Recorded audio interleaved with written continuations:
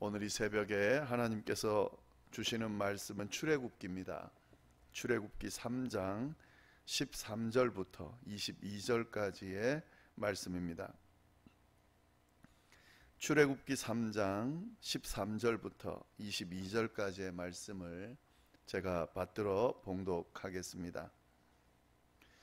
모세가 하나님께 아뢰되 내가 이스라엘 자손에게 가서 이르기를 너희의 조상의 하나님이 나를 너희에게 보내셨다 하면 그들이 내게 묻기를 그의 이름이 무엇이냐 하리니 내가 무엇이라고 그들에게 말하리이까. 하나님이 모세에게 이르시되 나는 스스로 있는 자이니라. 또 이르시되 너는 이스라엘 자손에게 이같이 이르기를 스스로 있는 자가 나를 너희에게 보내셨다 하라. 하나님이 또 모세에게 이르시되 너는 이스라엘 자손에게 이같이 이르기를 너희 조상의 하나님 여호와 곧 아브라함의 하나님 이삭의 하나님 야곱의 하나님께서 나를 너희에게 보내셨다 하라. 이는 나의 영원한 이름이요 대대로 기억할 나의 징언이라. 너희는 가서 이스라엘의 장로들을 모으고 그들에게 이르기를 여호와 너희 조상의 하나님 곧 아브라함과 이삭과 야곱의 하나님이 내게 나타나 이르시되 내가 너희를 돌보아 너희가 애굽에서 당한 일을 확실히 보았노라. 내가 말하였거니와 내가 너희를 애굽의 고난 중에 인도하여 내어 젖과 꿀이 흐르는 땅 곧 가나안 족속, 헷 족속, 아모리 족속, 브리스 족속, 히위 족속, 여부스 족속의 땅으로 올라가게 하리라 하셨다 하면 그들이 내 말을 들으리니 너는 그들의 장로들과 함께 애굽 왕에게 이르기를 히브리 사람의 하나님 여호와께서 우리에게 임하셨은즉 우리가 우리 하나님 여호와께 제사를 드리려 하오니 사흘 길쯤 광야로 가도록 허락하소서 하라. 내가 아노니 강한 손으로 치기 전에는 애굽 왕이 너희가 가도록 허락하지 아니하다가 내가 내 손을 들어 애굽 중에 여러 가지 이적으로 그 나라를 친 후에야 그가 너희를 보내리라. 내가 애굽 사람으로 이 백성에게 은혜를 입히게 할지라. 너희가 나갈 때에 빈손으로 가지 아니하리니 여인들은 모두 그 이웃 사람과 및 자기 집에 거류하는 여인에게 은폐물과 금폐물과 의복을 구하여 너희의 자녀를 꾸미라. 너희는 애굽 사람들의 물품을 취하리라. 아멘.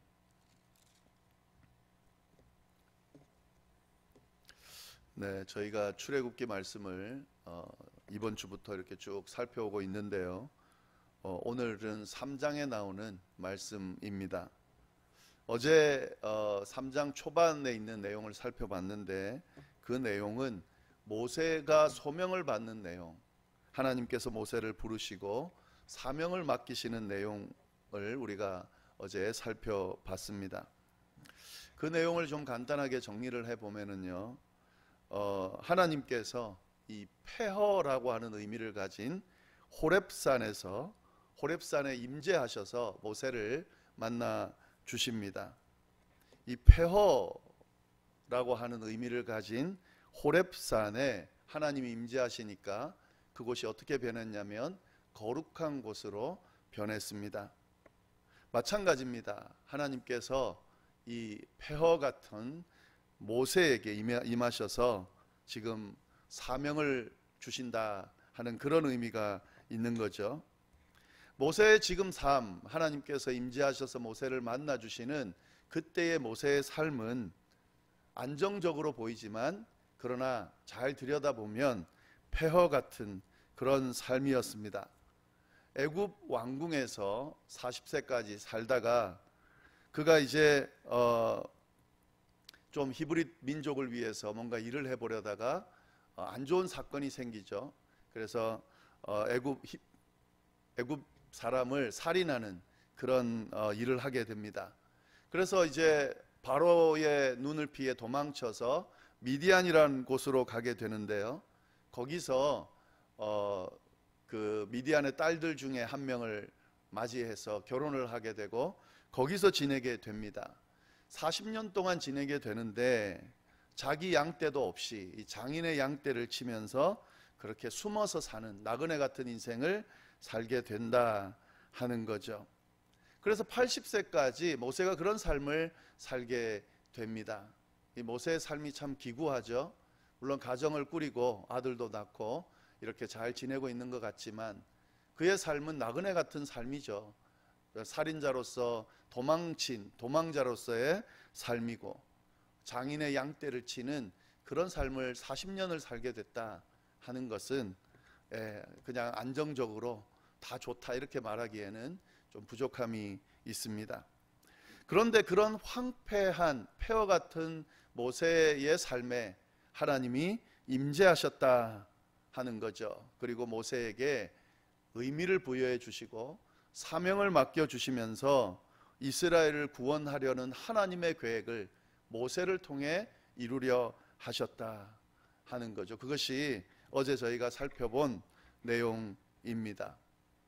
호렙산에 임재하신 하나님께서 폐허 같은 그곳을 거룩하게 만들어 주신 그 하나님께서 폐허 같은 모세의 삶에 임재해 주셔서 모세의 삶을 의미 있게 만들어 주시면서 지금 뭘 이야기하고자 하냐면요, 폐허 같은 이스라엘 민족을 하나님께서 구원하시겠다라고 하는 그런 암시를 모세의 이 소명을 통해서 보여주신다 하는 거죠. 그것이 어제 저희가 살펴본 내용이고요. 또 어제 내용 중에 한 가지가 더 있었습니다. 그게 뭐냐면 이렇게 하나님께서 임재하셔서 모세를 부르셨어요. 그리고 모세에게 사명을 맡겨주신다고 말씀하셨는데 이 모세가 어떻게 반응하냐면 거절을 합니다. 하나님의 그 부르심을 거절해요. 그러면서 뭐라고 이야기하냐면 내가 누구인데 그런 이스라엘을 구원할 그런 역할을 하겠습니까? 이렇게 이야기하는 거죠. 근데 모세의 그 반응은 어떤 면에서는 충분히 이유가 되는 반응입니다. 왜냐하면 모세가 바로의 궁에서 한 40년 지내다가 이제 자기의 동족인 히브리 민족을 한번 좀 구원해 봐야겠다. 왜냐하면 이제 자기가 왕궁에 있으면서 보니까 이 히브리 민족 자기 동족이 애굽 사람의 노예로 살거든요. 그래서 자기가 뭔가 좀 해봐야 되겠다 하고 그렇게 했던 행동의 결과가 뭐냐면 결국 살인자로 낙인 찍히게 되고 그리고 도망치게 되는 그런 결과를 낳게 된 거죠. 그리고 그때 이 히브리 민족 중에서 이 모세가 도망치기 직전에 모세에게 뭐라고 그러냐면 누가 너를 우리의 재판관으로 세웠냐 하는 그런 이야기를 합니다. 그러니까 모세의 생각 속에는 그게 각인이 돼 있는 거죠. 아무도 나를 히브리 민족을 동족을 구할 또 동족을 도울 사람으로 세우지 않았는데 내가 괜히 그 일을 하다가 이런 결과를 낳게 됐구나 하는 그런 트라우마가 분명히 있었을 겁니다. 그런 모세에게 지금 하나님이 이스라엘을 구원할 그런 역할을 맡기니까 동의할 수가 없는 거죠. 받아들이기가 쉽지가 않은 거죠. 그리고 자신의 존재를 생각해 보는 거죠. 내가 누군데 그 일을 하겠냐라고 반응할 수밖에 없는 거죠. 그래서 하나님의 그 부르심에 거절을 하면서 그렇게 이야기를 합니다. 그러면 이제 모세가 그렇게 나오니까 하나님이 포기할 법한데요. 하나님이 그렇게 반응하지 않습니다. 모세에게 뭐라고 이야기하시냐면 내가 너와 함께 하겠다라는 말씀을 주십니다. 내가 너와 함께 할 거니까 걱정하지 말아라. 이 일을 하는 것은 너가 아니다. 모세가 아니다. 내가 할 거다. 너를 통해서 할 거다. 내가 너와 함께 하면서 할 거다 라고 말씀해 주시면서 모세를 설득하십니다. 이것이 이제 어제까지 살펴본 내용이고요. 자, 그러면 모세가 이제 네 알겠습니다 할 법하잖아요. 하나님이 함께 하시겠다는데 그런데 이 모세가요 바로 대답하지 않고 또 질문을 해요. 그러니까 그 질문을 한두 번 하는 게 아니라 여러 번 합니다. 그게 이제 오늘 본문에도 나오고 오늘은 살펴보지 않겠지만 4장에도 이어서 나와요. 그래서 한 서너 번 그렇게 거절을 합니다. 좀 안타까운 일이죠. 이제 그 내용을 좀 오늘 살펴볼 텐데 오늘은 3장 마지막 오늘 본문에만 나오는 내용으로 좀 살펴보도록 하겠습니다. 모세가 또 질문을 합니다. 하나님이 그렇게 이야기하셨음에도 불구하고 어떤 질문을 하냐면 13절 이야기입니다. 모세가 하나님께 아뢰되 내가 이스라엘 자손에게 가서 이르기를 너희의 조상의 하나님이 나를 너희에게 보내셨다 하면 그들이 내게 묻기를 그의 이름이 무엇이냐 하리니 내가 무엇이라고 그들에게 말하리이까. 모세가 어떤 질문을 하냐면 알겠습니다 하나님, 그러면 이제 하나님이 명령하신 대로 가서 제가 이스라엘 백성들에게 이야기를 할 텐데 분명히 이스라엘 백성들이 물을 겁니다. 뭘 묻냐면 너에게 그 말을 전해준 그 하나님의 이름이 뭐냐라고 물을 겁니다 하고 지금 하나님께 질문하는 거죠. 여러분, 이건 굉장히 당돌한 질문이에요.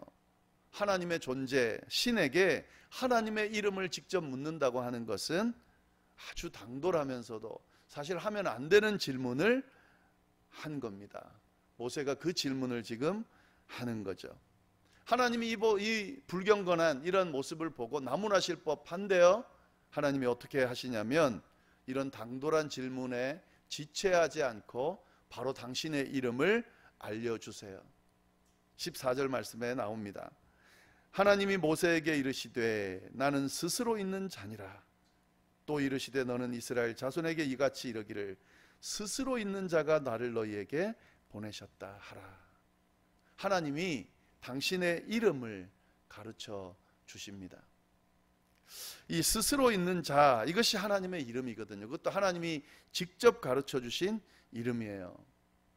이 하나님의 이름, 스스로 있는 자라고 하는 이름은 이스라엘 사람들이 너무너무 경건하게 생각을 했습니다. 함부로 부르지도 않았고요, 함부로 쓰지도 않았어요. 이 옛날에는 이제 인쇄술이 발달이 돼 있지 않으니까 이 성경을 사람들이 필사를 했거든요. 그러면 이 하나님의 이름, 나는 스스로 있는 자니라라고 하는 그 하나님의 이름을 써야 될 때가 있잖아요. 근데 그거를 함부로 부르고 쓸 수가 없기 때문에 그 다른 그거와 좀 대체할 수 있는 그런, 대신할 수 있는 그런 이름을 쓰면서 그 칸을 그렇게 하나님의 이름으로 제대로 쓰지 않고 비워놨어요. 그러니까 이 하나님의 이름, 하나님이 직접 가르쳐 주신 이 이름은 정말 하나님이 거룩한 이름을 직접 가르쳐 주신 거죠. 모세가 그 이름을 직접 들었다 하는 거죠.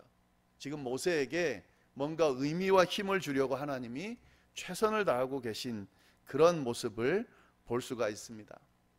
그리고 하나님의 이름만 가르쳐 주신 것이 아니라 더 이상의 어떤 이 의미들을 가르쳐 주십니다. 그 보면은 15절 말씀에 보시면은요, 하나님이 또 모세에게 이르시되 너는 이스라엘 자손에게 이같이 이르기를 너희의 조상의 하나님 여호와 곧 아브라함의 하나님, 이삭의 하나님, 야곱의 하나님께서 나를 너희에게 보내셨다 하라. 이는 나의 영원한 이름이요 대대로 기억할 나의 칭언이라. 스스로 있는 자인 하나님이 어떤 모습으로 이스라엘 백성에게 다가가셨는지를 정확하게 더 알려주십니다. 그 하나님은 어떤 하나님이냐면 조상의 하나님이라는 거죠. 지금은 모르지만 지금 이스라엘 백성들은 명확히 알지 못하지만 그들의 조상에게 명확하게 다가가셨던 하나님이라는 거죠. 아브라함의 하나님이었고 이삭의 하나님이었고 야곱의 하나님, 그 하나님이 지금 모세를 이스라엘 백성에게 보냈다라고 말하라고 알려주십니다. 하나님의 존재, 스스로 있는 자는 이 이스라엘 백성들이 몰라요. 그러나 조상의 하나님은 압니다.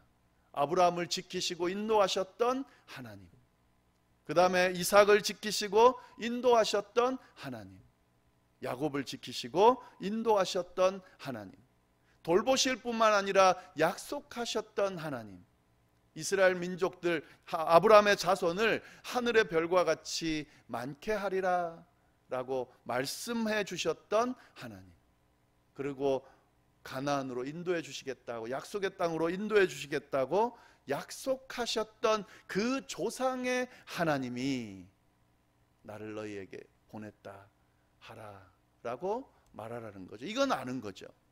아브라함과 어떻게 함께 하셨는지, 어떤 약속을 하셨는지 이삭과 어떻게 함께 하셨는지, 어떤 약속을 하셨는지, 야곱과 어떻게 함께 하시고 어떻게 인도하셨는지를 아는 거예요. 그러니까 이 조상의 하나님이라 그러면 이스라엘 백성들은 충분히 알 수 있다 하는 거죠. 그 하나님으로 알려줘라 라고 말씀해 주신다 하는 거죠. 여러분, 이거 굉장히 중요한 말씀인데요, 우리 자녀들이 하나님을 어떻게 알 수 있을까요? 우리 후손들이 어떻게 하나님을 알 수 있을까요? 나중에 뭐 3대, 4대, 5대, 10대 이렇게 지나고 나면 하나님을 그들이 어떻게 알 수 있을까요? 물론 그때그때 선포되어지고 또 보여지는, 이 말씀을 통해서 또 보여지는 그 하나님을 배우고 알게 되고 경험하게 될 거예요. 근데요, 그 중에 하나, 그들이 하나님을 알게 되는 아주 중요한 방법, 또 도구, 강력한 어떤 거리가 있습니다. 그게 뭐냐면 조상의 하나님인 거죠. 내 아버지, 어머니가 믿었던 하나님, 내 할아버지, 할머니가 믿었던 하나님, 내 증조 할아버지, 할머니가 믿었던 하나님, 내 고조 할아버지, 할머니가 믿었던 하나님, 내 10대 위에 할아버지, 할머니가 믿었던, 조상이 믿었던 하나님. 여러분, 이건 아주 강력한 거예요. 그때 어떻게 그분을 하나님이 인도하시고 만나시고 이끄셨는지, 그게 명확하면 명확할수록 그 하나님이 오늘 나의 하나님이다라고 연결할 수 있을 때, 그때 진짜 하나님, 더 친밀한 하나님, 더 구체적인 하나님으로 만날 수 있게 된다 하는 거죠.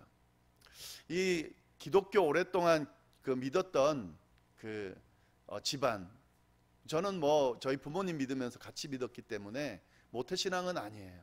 그러니까 저는 뭐 이제 이대로 보는 게 맞죠. 이대라고 보기에도 조금 그렇긴 한데, 그래도 부모님 신앙을 이어받았으니까 저는 이대가 되는 거죠. 근데 여러분, 3대, 4대 되는 그 신앙 한번 잘 보세요. 그 당대에 그 사람이 믿는 신앙으로 그런 모습을 보이는 게 아니라요, 그 위에 또 위에 믿었던 그 선조, 부모님, 할아버지, 할머니, 그 신앙이 무섭습니다. 그거는 이제 그 당사자가 아니니까 옆에서 보면서 느끼는 거죠. 예. 그 선조의 신앙을 물려받아서 그 신앙생활을 한다는 건 참 무서운 겁니다. 특별히 신실하셨던 그런 믿음의 유산을 받은 그런 자녀들의 삶은, 신앙은 아주 무섭습니다. 예. 우리의 자녀들도 마찬가지겠죠. 그래서 사실은 굉장히 신앙생활 할 때 두려운 거예요. 두려운 마음을 가질 수밖에 없어요. 지금 우리가 믿고 또 섬기는 이 하나님은 바로 우리 자녀들의, 우리 후손들의 하나님이 될 텐데 어떻게 기억될지, 그걸 정말 잘 생각하셔야 돼요. 그리고 우리의 신앙이 하나님 앞에 좀 더 신실하게 서면 설수록 우리 자녀들이 그 신앙을 본받을 확률이 아주 높습니다. 그리고 그 영향을 받으면 그들의 신앙생활이 좋을 수밖에 없다 하는 거죠. 지금 이제 그 모습도 우리가 볼 수가 있는 거죠. 여하튼 지금 하나님이 그걸 알려주세요. 아브라함의 하나님, 이삭의 하나님, 야곱의 하나님, 얼마나 신실하게 그들을 이끌었는지를 알고 있는 그들의 이스라엘 백성들에게 그 하나님이 바로 나다, 내가 스스로 있는 자다 라고 지금 알려주면서 모세에게 가서 내 사명, 내가 알려주는 것을 전하라고 지금 말씀하고 계신 거죠. 하나님께서는 자신의 이름을 이렇게 알려주시고 또 조상의 하나님이라고 알려주시면서 모세에게 사명을 부여해 주세요. 아주 구체적인 사명을 부여해 주시는데, 그 하나님께서 하시고자 하는, 모세를 통해 하시고자 하는 일이 뭔지 두 가지입니다. 16절에 나와요. 16절에 뭐냐면, 너는 가서 이스라엘 장로들을 모으고 그들에게 이르기를, 여호와 너희 조상의 하나님 곧 아브라함과 이삭과 야곱의 하나님이 내게 나타나 이르시되, 뭘 지금 이야기하라고 하냐면 그 다음에요, 내가 너희를 돌보아 너희가 애굽 땅에서 당한 일을 확실히 보았다. 너희가 지금 애굽 땅에서 당하고 있는 그 일을 내가 보았다. 그리고 그거를 돌보기를 원한다. 이것이 하나님께서 이스라엘 백성들에게 하시고자 하는, 모세를 보내서 하시고자 하는 일입니다. 억울한 일, 탄식 소리, 원망 소리, 애통하는 그 소리, 그 모습을 내가 봤다. 그리고 그 모습을 내가 돌보기를 원한다.